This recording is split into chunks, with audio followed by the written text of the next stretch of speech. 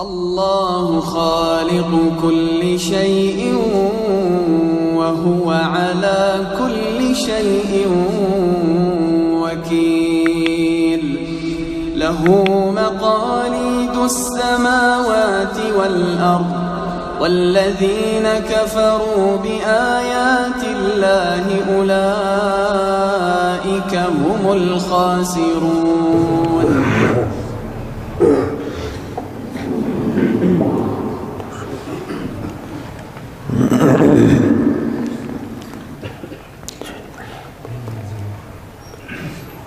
السلام علیکم ورحمۃ اللہ وبرکاتہ.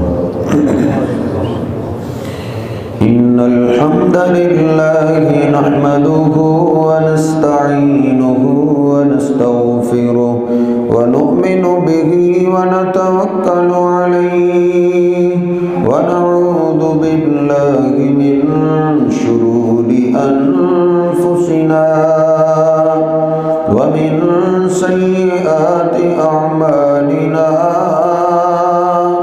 من يهده الله فلا مضل له ومن يضلله فلا هادي له.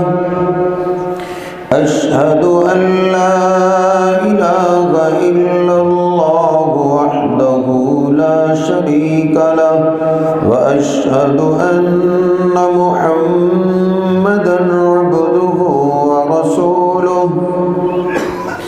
اللهم صل على محمد وعلى آل محمد كما صليت على إبراهيم وعلى آل إبراهيم إنك حميد مجيد. اللهم بارك على محمد وعلى آل محمد كما باركت على إبراهيم وعلى آل إبراهيم إنك حميد مجيد. رب اشرح لي صدري ويسر لي أمري واحلل عقدة من لساني يفقه قولي. رب زدني علما سبحانك لا علم لنا إلا ما علمتنا إنك أنت العليم الحكيم. اللهم اغفر لنا ولوالدينا ولجميع المسلمين والمسلمات والمؤمنين والمؤمنات الأحياء منهم والأموات. أما بعد فإن خير الحديث كتاب الله وخير الهدي هدي محمد صلى الله عليه وسلم وشر الأمور محدثاتها وكل محدثة بدعة وكل بدعة ضلالة وكل ضلالة في النار. أعوذ بالله السميع العليم من الشيطان الرجيم من همزه ونفخه ونفسه. بسم الله الرحمن الرحيم.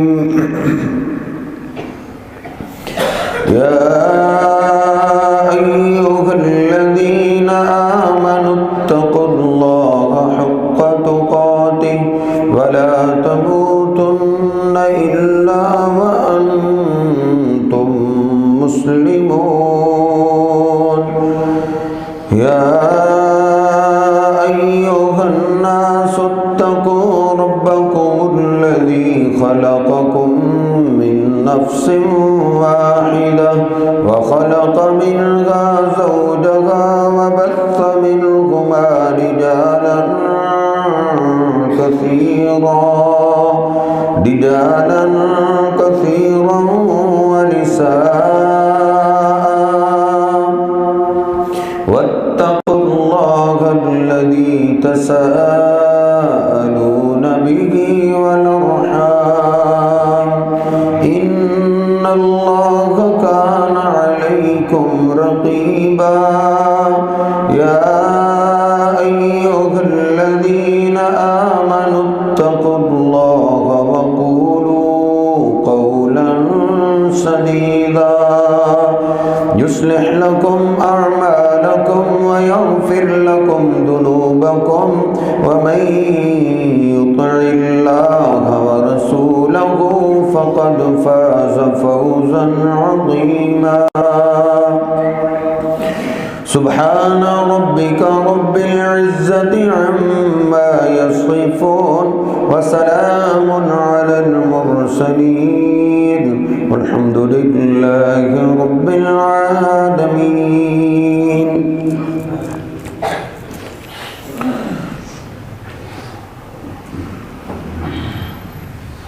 اللہ سبحانہ و تعالی قرآن مجید میں سورۃ الحج میں فرماتا ہے کہ الم ترى، اے قرآن پڑھنے اور سننے والے، کیا آپ نے نہیں دیکھا ان اللہ یسجد لہ من فی السماوات ومن فی الارض، کہ اللہ پاک کے لیے جو کچھ آسمانوں میں ہے اور جو کچھ زمینوں میں ہے، تمام کی تمام مخلوقات اللہ پاک کو سجدہ کرتی ہیں۔ یہ جانور اور پرندے جو ہمیں نظر آتے ہیں، یہ ہر روز اللہ پاک کو سجدہ کرتے ہیں۔ دوسری جگہ اللہ رب العزت فرماتا ہے وَإِن مِّن شَيْءٍ إِلَّا يُسَبِّحُ بِحَمْدِهِ وَلَٰكِن لَّا تَفْقَهُونَ تَسْبِيحَهُمْ، یہ جتنی بھی مخلوقات ہیں جو تمہیں دکھائی دیتی ہیں یا تمہیں نظر نہیں آتی، یہ تمام مخلوقات اللہ پاک کی عبادت میں لگی ہوئی ہے، اللہ کی عبادت کرتی رہتی ہے۔ وَلَٰكِن لَّا تَفْقَهُونَ تَسْبِيحَهُمْ، لیکن ان کی عبادت کو اے انسانوں تم نہیں جانتے، اللہ پاک جانتا ہے جس اللہ کی وہ عبادت کرتے ہیں۔ ادھر بھی اللہ رب العزت نے یہی عبادت کا ذکر کیا ہے کہ سب سجدہ کرتے ہیں، خاص طور پہ والشمس والقمر، اللہ پاک فرماتا ہے سورج بھی اللہ کو سجدہ کرتا ہے، والقمر، اور چاند بھی اللہ پاک کو سجدہ کرتا ہے، والنجوم، اور آسمان پہ جتنے ستارے ہیں تمام کے تمام ستارے بھی اللہ پاک کو سجدہ کرتے، والجبال، اور پہاڑ بھی اللہ پاک کو سجدہ کرتے ہیں، والشجر، اور زمین پہ جتنے درخت ہیں یہ تمام درخت بھی ہر روز اللہ پاک کو سجدہ کرتے ہیں، والدواب، اور جتنے بھی جانور ہیں تمام کے تمام چوپائے وہ اللہ پاک کو ہر روز سجدہ کرتے ہیں، وَكَثِيرٌ مِّنَ النَّاسِ، اور بہت سے لوگ بھی اللہ کو سجدہ کرتے ہیں، وَكَثِيرٌ حَقَّ عَلَيْهِ الْعَذَابُ، اور بہت سے لوگ وہ ہیں جن پہ اللہ پاک کے عذاب والا فیصلہ حق ثابت ہو گئے۔ اللہ کے عذاب کے وہ مستحق ہو گئے کیونکہ وہ اللہ پاک کو سجدہ نہیں کرتے۔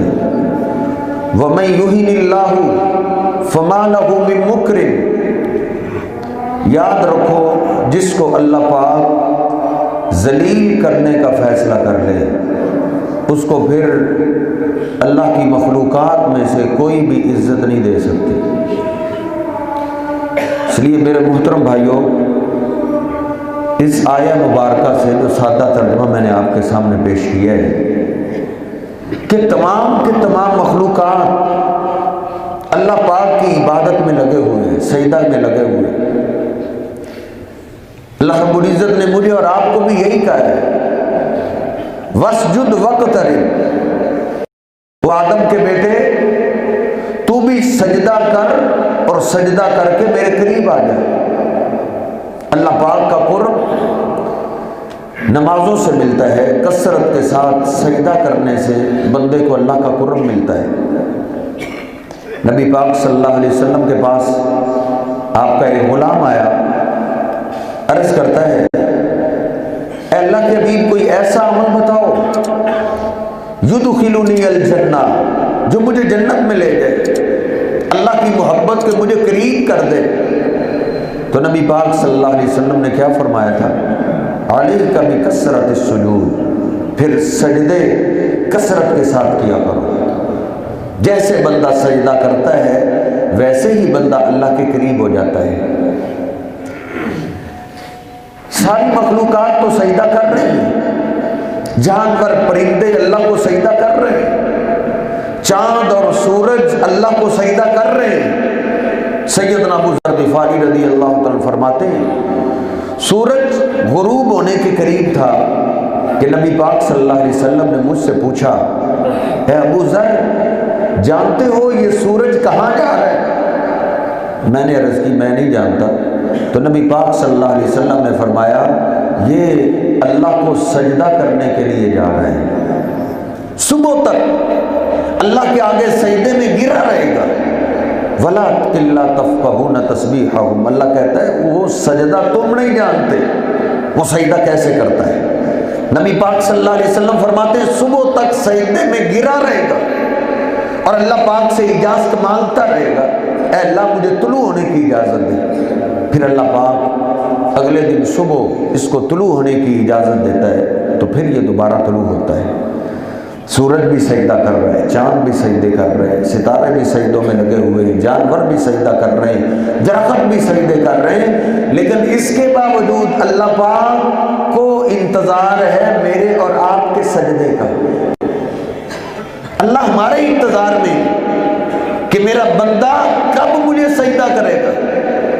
اللہ رب العزت نے مجھے اور آپ کو پیغام بھیجا ہے یا ابن آدم، اے آدم کے بیٹے تفرغ لی عبادتی، اے آدم کے بیٹے تو بڑا مصروف ہے، تیری مصروفیات بہت زیادہ ہے، بے شمار مصروفیات ہے، تفرغ، ذرا اپنی مصروفیات میں سے کوشش کر کے میری عبادت کے لیے وقت نکال۔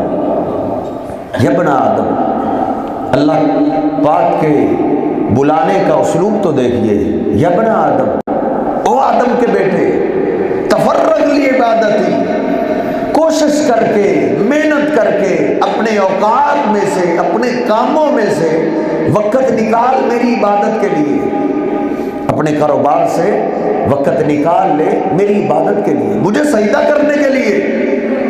اے آدم کے بیٹے اگر تو وقت نکال لے گا تو اللہ کہتا ہے املا صدرک غنی، میں تیرے دل کو مالدار کر دوں گا، پھر تو مالدار ہو جائے گا، پھر تو غنی ہو جائے گا، پھر تیرے دل میں جو دولت کی بھوک ہے وہ ختم ہو جائے گی، ہزار آئے، لاکھ آئے، کروڑ آئے، اور آنا چاہیے، یہ بھوک تیری ختم ہو سکتی ہے اگر تو کوشش کر کے میری عبادت کے لیے وقت نکالے گا۔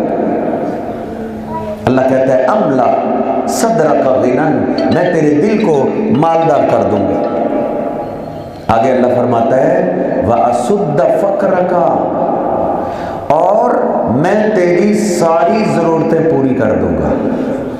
اللہ رب العزت کا کیسا پیارا وعدہ ہے سجدے کے لیے وقت نکال، پھر دیکھنا میں تیری ساری ضرورتیں ایسی پورا کر دوں گا، تجھے غنی کر دوں گا، تجھے دنیا دار کسی کی حاجت نہیں رہے گی۔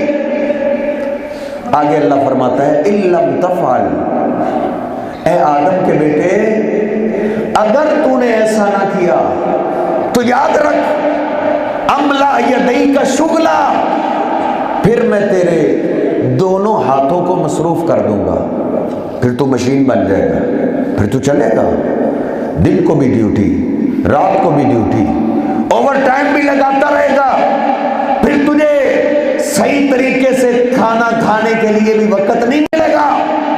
اللہ کہتا ہے میری عبادت کے لیے وقت نہیں نکالے گا، پہلی سزا یہ دوں گا املا یدیک شغلا، تیرے دونوں ہاتھوں کو میں مصروف کر دوں گا، ولم اسد فقرک، اور تیری ضرورتیں میں پھر بھی پوری نہیں کروں گا۔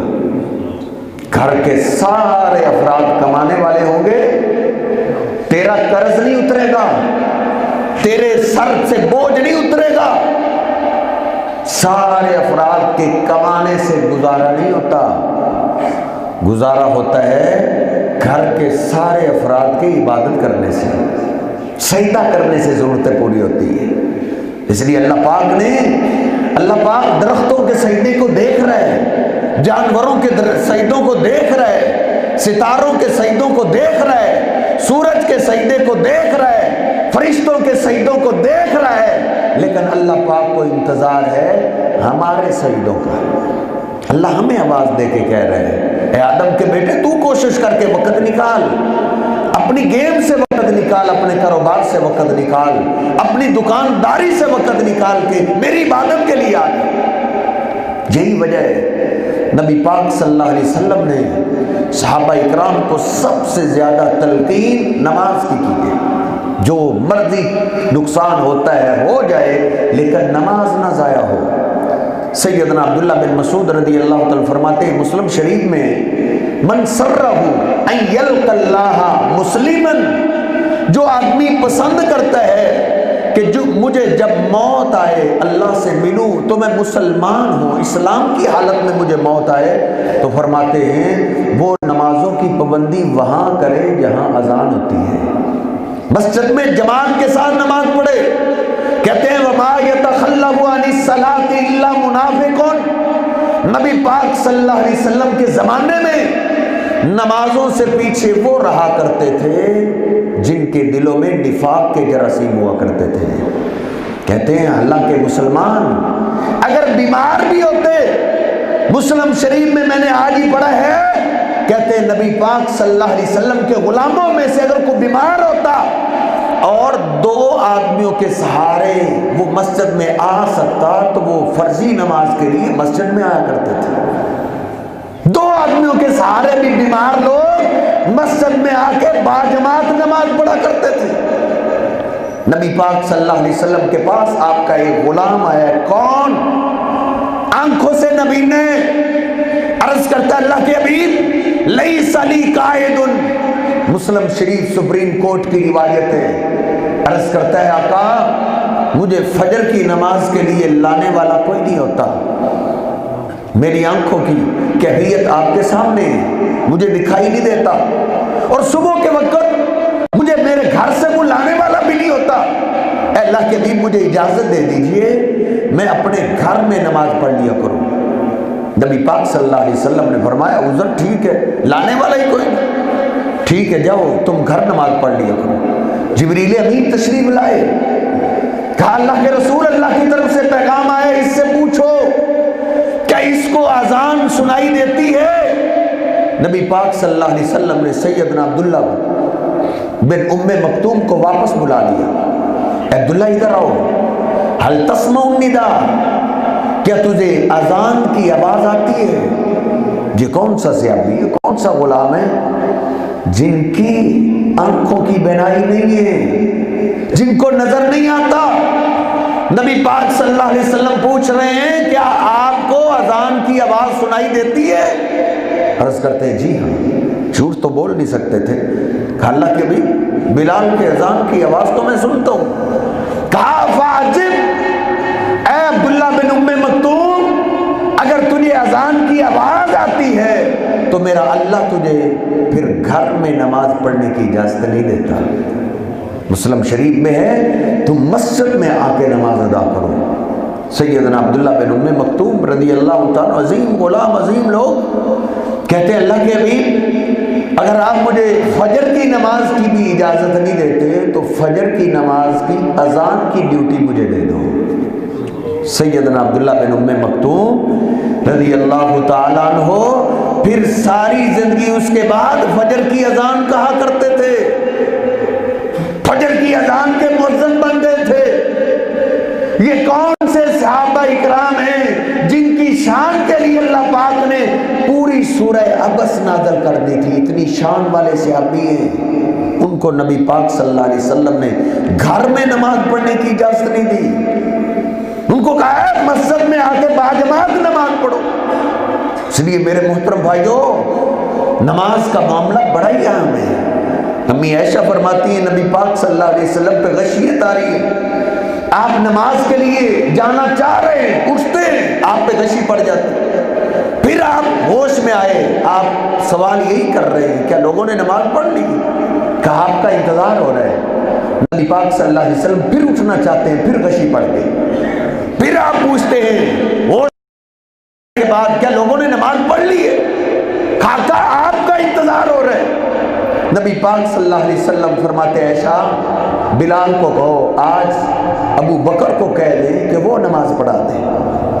نبی پاک صلی اللہ علیہ وسلم 3 دفعہ آپ نے کوشش کی ہے اتنی سخت بیماری میں کہ میں مسجد میں جا کے نماز پڑھوں۔ عائشہ فرماتی ہیں بخاری شریف کی حدیث ہے، نبی پاک صلی اللہ علیہ وسلم نے اپنے جسم پہ کچھ فاقہ محسوس کیا، ہوش میں آئے، علی پاک سیدنا عباس رضوان اللہ علیہ مجمعین ان کو طلب کیا، نبی پاک صلی اللہ علیہ وسلم کا ایک ہاتھ سیدنا عباس کے کندھے پہ ہے، ایک ہاتھ جناب علی پاک کے کندھے پہ ہے، دونوں کے سہارے کے ساتھ نبی پاک صلی اللہ علیہ وسلم مسجد میں نماز پڑھنے کے لیے جا رہے ہیں۔ کہتی ہیں میں دیکھ رہی تھی رجلاہ یخطانی کہ میرے محبوب پیغمبر کے دونوں پاؤں زمین پہ خط کھینچ رہے ہیں۔ آپ کی نکاحت کمزوری اتنی ہے کہ آپ کے پاؤں مبارک آپ کا بوجھ برداشت نہیں کر رہے۔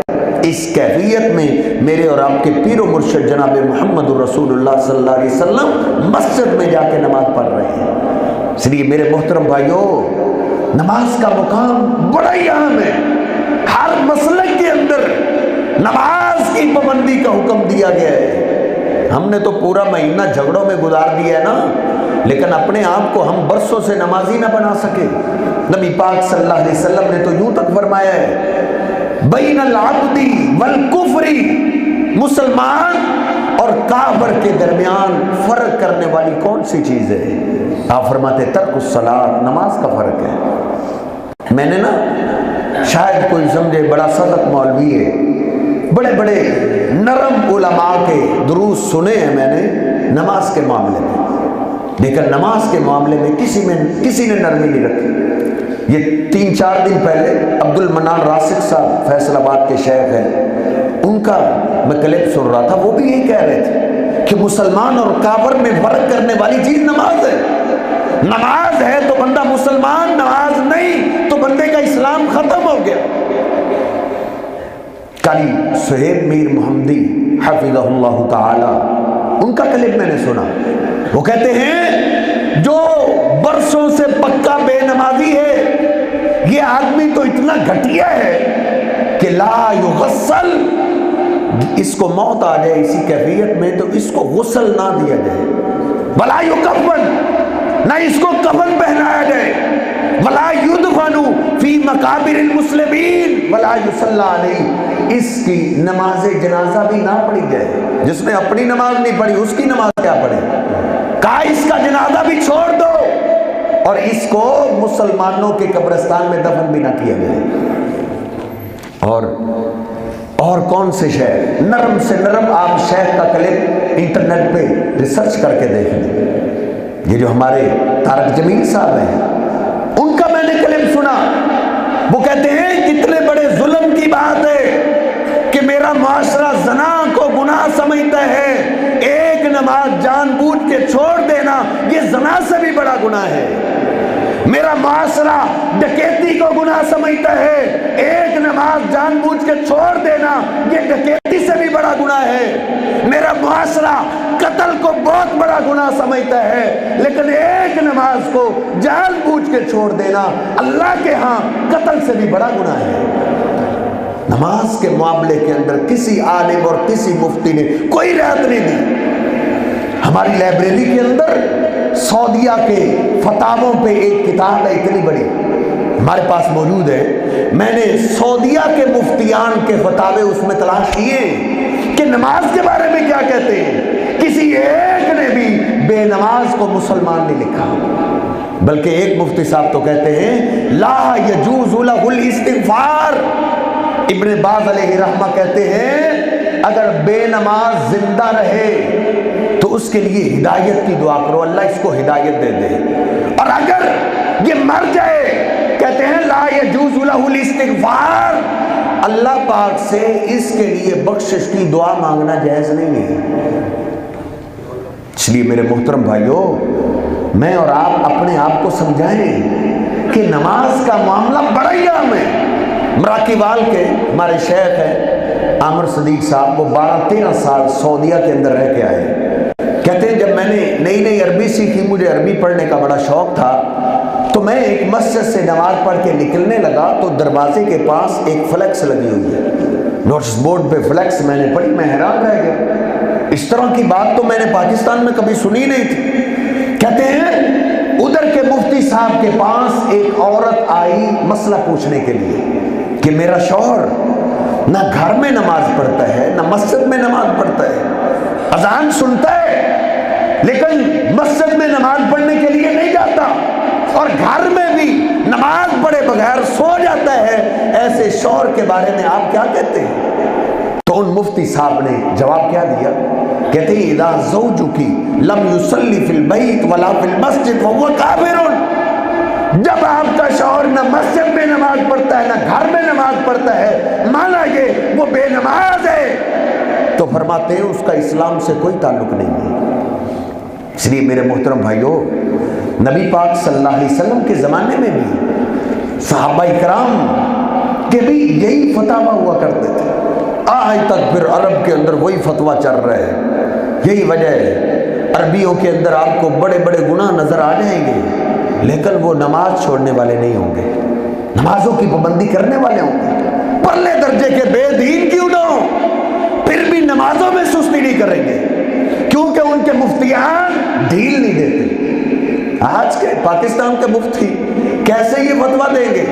ہماری تو بد نصیبی کا عالم یہ ہے کہ 70% سے زیادہ مسجدیں ایسی ہیں جن کی انتظامیہ بے نماز ہے، مولویوں کو تنخواہیں دینے والے بے نماز، مسجدوں کا بل بھرنے والے بے نماز ہیں۔ بھلا اس طرح کے پاکستان کے اندر مفتی کیسے فتویٰ دے سکتے ہیں؟ حالانکہ سچ بات یہ ہے کہ بے نماز کا اسلام سے کوئی تعلق نہیں۔ اس لیے میرے محترم بھائیوں، واپس آؤ، چلو اور کچھ سی باتیں نہ ہوں تو کم از کم یہ اسلام کی علامت تو ہمارے پاس ہونی چاہیے۔ قیامت کے دن میرے اور آپ کے محبوب پیغمبر ہمیں پہچان تو لیں گے۔ نبی پاک صلی اللہ علیہ وسلم سے صحابہ نے ایک دن عجیب سوال کیا، کہا اللہ کے حبیب کیف تعرف من لم تر من امتک یا رسول اللہ، اللہ کے رسول جو آپ کے امتی جن کو آپ نے دیکھا ہی نہیں، جو ہمارے جانے کے بعد آئیں گے، ان کو آپ قیامت کے دن کیسے پہچانیں گے؟ کیف تعرف، ان کو تو آپ نے دیکھا ہی نہیں ہوگا، تو آپ ان کو کیسے پہچان لیں گے؟ نبی پاک صلی اللہ علیہ وسلم فرماتے ہیں غر محجلون من آثار الوضوء، میں تو اپنے امتیوں کو ایسے پہچان لوں گا جیسے سیاہ گھوڑے ہوں اور ان میں ایک گھوڑا سفید ہو۔ سفید گھوڑا کتنی آسانی سے پہچانا جاتا ہے؟ کہا وہ تو بڑی آسانی سے پہچانا جائے گا۔ کہا تمام کی تمام امتوں کے لوگوں کے پورے جسم جو ہیں وہ چمکدار نہیں ہوں گے، لیکن جو میرے امتی ہوں گے ان کے وضو والے اعضاء قیامت کے دن ایسے چمکتے ہوں گے جیسے 14ویں رات کا چاند چمک رہا ہوتا ہے۔ میں تو اپنے غلاموں کو دور سے پہچان لوں گا کہ یہ میرے امتی ہیں جن رہا ہے, جن کے پاؤں چمک رہے ہیں. اور میرے محترم بھائیوں, اگر ہم نے وضو کیا ہی نہیں, نماز پڑھی ہی نہیں, تو قیامت کے دن ہم کیسے پہچانے جائیں گے یہ نبی پاک صلی اللہ علیہ وسلم کی امت کے لوگ ہیں؟ اس لیے نماز انتہائی ضروری ہے. نبی پاک صلی اللہ علیہ وسلم فرماتے ہیں, ایک آدمی کو میں نے دیکھا ہے, قبر میں اس کو لٹایا گیا اور اس کے اوپر ایک فرشتہ مقرر ہے جس کو اس قبر والے پہ ترس نہیں آتا. وہ اس کے سر پہ زوردار پتھر مارتا ہے, یسلب رؤوسہ, اس کا سر کا کیما ہو جاتا ہے. پھر وہ فرشتہ سر پتھر کو اٹھاتا ہے, اللہ اس کے سر کو پھر صحیح سلامت کر دیتا ہے. وہ چیختا اور چلاتا ہے, اس کی چیخ کی آواز کو قریب کے جانور اور پرندے سنتے ہیں, لیکن اللہ پاک نے اس آواز کو انسانوں اور جنوں سے چھپا لیا ہے. انسان اور جن اس کی آواز کو نہیں سن سکتے. لولا ان تدافنوا لدعوت اللہ ان یسمعکم من عذاب القبر. نبی پاک صلی اللہ علیہ وسلم فرماتے ہیں, کئی دفعہ میرے دل میں خیال آیا ہے کہ اللہ سے دعا کروں, اے میرے اللہ, میرے غلاموں کو, میرے امتیوں کو یہ قبر کے عذاب والی چیخ و پکار سنا دے, ان کو یقین ہو جائے اور یہ پکے نمازی بن جائے. آقا فرماتے ہیں پھر میں نے یہ دعا نہیں کی. کیوں نہیں دعا کی؟ آقا فرماتے ہیں میں ڈر گیا, اگر کہیں میرے امتیوں نے اس قبر والے کی درد بھری آواز کو سن لیا تو انہوں نے اپنی میتوں کو قبرستان میں دفنانا چھوڑ دینا ہے, یہ جلا دیں گے, دریاؤں میں بہا دیں گے. اس لیے وہ قبر کا معاملہ اتنا سخت ہے, قبر کے عذاب میں پھنس گیا. کون؟ میں نے پوچھا اس کو اتنا سخت ترین عذاب کیوں دیا جا رہا ہے؟ نبی پاک صلی اللہ علیہ وسلم فرماتے مجھے بتایا گیا, ہؤلاء الذین تثاقلت رؤوسهم عن الصلاۃ, وہ امتی ہیں جن کے سر نماز کے ٹائم بھاری ہو جایا کرتے تھے, جن کے لیے نماز پڑھنا بہت مشکل تھا. دنیا کا مشکل سے مشکل ترین کام ان کے لیے آسان ہوا کرتا تھا, لیکن جب نماز کا نام ان کو لیا جاتا ان کے سر بوجھل ہو جاتے تھے, بھاری ہو جاتے تھے. آج ان کے سروں کو ہلکا کیا جا رہا ہے. کب تک؟ جب تک قیامت نہیں قائم ہو جاتی. کس فیکٹری کی خاطر نمازیں چھوڑ رہے ہو؟ کس اولاد کی خاطر نمازیں چھوڑ رہے ہو؟ کن دوستوں کی خاطر نمازیں چھوڑ رہے ہو؟ ارے یہ تو ایسا معاملہ ہے جن کا تعلق زیادہ ہوتا ہے وہ مٹی زیادہ ڈالتے ہیں, کہیں یہ باہر نہ آ جائے. جن کی خاطر نمازیں چھوڑتا تھا وہ مٹی زیادہ ڈالا کرتے ہیں. دنیا داروں کی خاطر اپنی آخرت کو برباد نہ کرو. نبی پاک صلی اللہ علیہ وسلم نے کثرت کے ساتھ یہ تلقین کیوں کی ہے؟ اتنا لمبا عذاب, قیامت تک اس کو یہ عذاب ہوتا رہے گا. کیا اتنی لمبی سزا سے اس کا گناہ معاف ہو گیا؟ نہیں, گناہ نہیں معاف ہوا. نبی پاک صلی اللہ علیہ وسلم نے آخری وصیت یہ ایسے ہی نہیں کرتے تھے واقعتاً نہیں. ہر آدمی مرتے ہوئے کو خاص ہی وصیت کر کے جاتا ہے, کو خاص پیغام دے کر جاتا ہے. اتنی لمبی سزا کے بعد نبی پاک صلی اللہ علیہ وسلم فرماتے ہیں جب یہ کلمہ پڑھنے والا اللہ کی عدالت میں پہنچے گا, اول ما یحاسب بہ العبد یوم القیامۃ الصلاۃ, کلمہ پڑھنے والے کا سب سے پہلا حساب نماز کا شروع ہو جائے گا. اللہ کہے گا اس کی نماز چیک کرو. یہ مسجد کو فنڈ بڑھا دیتا تھا, مدرسے کو فنڈ بڑھا دیتا تھا, اس نے رفاع عامہ کے کام بڑے کیے تھے, غریبوں کو راشن بہت لے لے کر دیا کرتا تھا.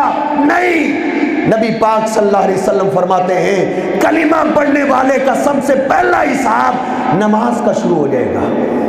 ان صلحت صلح سائر عملہ, اگر نماز میں پاس ہو گیا, نمازیں پوری ہو گئی, تو اللہ رب العزت کہے گا جو میری بندگی میری عبادتوں کا خیال رکھتا رہا ہے یہ باقی بھی خیال رکھتا رہا ہوگا. اللہ رب العزت اس کے زندگی کے سارے گناہ معاف کر کے اس کو جنت میں داخل کر دے گا. بَإِنْ فَسَدَتْ فَسَدَ سَائِرُ عَمَلِهِ, نبی پاک صلی اللہ علیہ وسلم فرماتے ہیں اگر نماز میں فیل ہو گیا, نمازیں پوری نہیں, نمازیں ناقص ہیں, اللہ رب العزت اس کی کسی نیکی کو دیکھے گا بھی نہیں, کسی نیکی کی طرف اللہ توجہ نہیں کرے گا. اللہ کہے گا نہیں, اس نے لوگوں کی خدمت کی، غریبوں کی خدمت کی، راستوں کو صاف کیا، اس نے مریضوں کا مفت علاج تو کیا۔ یہ سب کچھ اس نے نیکی کے کام کیے ہیں، لیکن لوگوں کے لیے کیے ہیں، دنیا کو دکھانے کے لیے کیا ہے۔ مجھے سبھی کہا جائے، مجھے کہا جائے بڑا اچھا انسان ہے، بڑا اچھا آدمی ہے، وہ اس کو کہہ دیا گیا اے فرشتوں اگر یہ نیکی میرے لیے کرتا تو اس سے زیادہ نماز کا حکم تو اس کو میں نے دیا تھا، یہ میری مانتا تو پھر نمازوں کو ضائع نہ کرتا۔ اللہ رب العزت اس کا فیصلہ کریں گے۔ کیا فیصلہ ہو رہا ہے؟ نبی پاک صلی اللہ علیہ وسلم فرماتے ہیں اس کی نیکیوں کو برباد کر کے اللہ اعلان کرے گا اس کو جہنم میں پھینک دو، اس گڑھے میں پھینکو، ما قارون و فرعون، جہنم کے جس گڑھے میں فرعون چل رہا ہے ادھر بے نماز کو پھینکا جائے گا، فرعون کے ساتھ اس بے نماز کو پھینکا جائے گا، قارون کے ساتھ یہ بے نماز جہنم کے اندر جلے گا، ادھر چیخے گا، چلائے گا۔ اللہ کا قرآن کہتا ہے فی جنات یتساءلون، اور باقی کاموں پہ بڑے مناظرے کرتے ہو، ان آیات کا ترجمہ بھی پڑھ کے دیکھو۔ اللہ کہتا ہے اس وقت کو یاد کرو جب جنتی لوگ جنت میں اپنے دوستوں کو، اپنے رشتہ داروں کو جنت میں تلاش کریں گے، ریسرچ مار رہے ہیں، لیکن جنت کی ریسرچ 9 میں آئی ہے، رزلٹ نہ نکلا، پھر تلاش کر کر کے جہنم کی ریسرچ ماریں گے، جہنم کی جو ہی ریسرچ ماریں گے ویڈیو سامنے آ جائے گی، لو یہ رہا میرا رشتہ دار، یہ رہا میرا دوست، میں تو اس کو جنت میں تلاش کر رہا تھا، اس کی ویڈیو تو جہنم سے ملی ہے، یہ تو جہنم میں ڈر رہے ہیں۔ اللہ کا قرآن کہتا ہے پھر لائیو ویڈیو کال کریں گے، یہ تو صحابہ نے اس دور میں مان لیا تھا جب ویڈیو کیا آڈیو کال کا بھی کوئی تصور نہیں تھا۔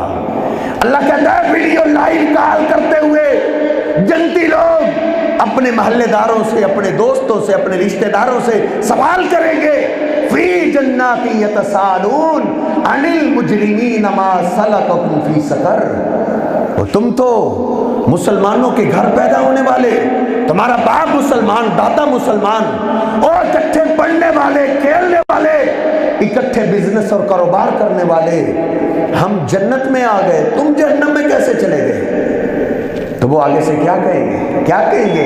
ہم دنیا میں کلمہ نہیں پڑھتے تھے۔ علماء سے پوچھئے جس نے کلمہ نہیں نہ پڑھا اس پہ نماز فرض ہی نہیں، جس نے کلمہ نہیں پڑھا اس پہ نماز فرض نہیں ہے، اس سے نماز کا کوئی حساب کتاب نہیں۔ نماز جب آپ نے کلمہ پڑھ لیا اب آپ پہ نماز فرض ہوئی ہے، اب وہ جہنم میں چیختے چلاتے ہوئے یہ نہیں کہیں گے ہم دنیا میں کلمہ نہیں پڑھا کرتے تھے، نہیں۔ اللہ کا قرآن کہتا ہے 29واں پارہ ہے، پہلا جواب دیں گے لم نک من المصلین، ہمیں جہنم میں کون سی چیز لے آئیے؟